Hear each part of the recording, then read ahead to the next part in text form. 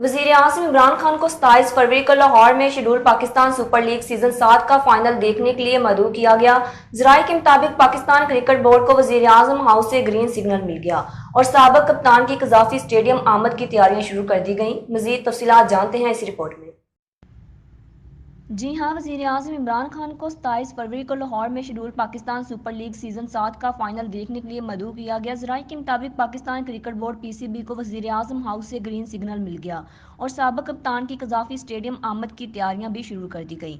वज़ीर आज़म इमरान खान जो cricket board के सरपरस्त आला भी हैं, उनको पीसीबी के चेयरमैन और 1992 के वर्ल्ड कप के साबिक टीम मेट रमीज़ राजा ने फाइनल देखने की दावत दी थी।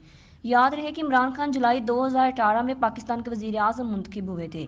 ये पहली बार होगा कि वज़ीर आज़म इमरान खान पाकिस्तान के किसी स्टेडियम में क्रिकेट मैच देखेंगे।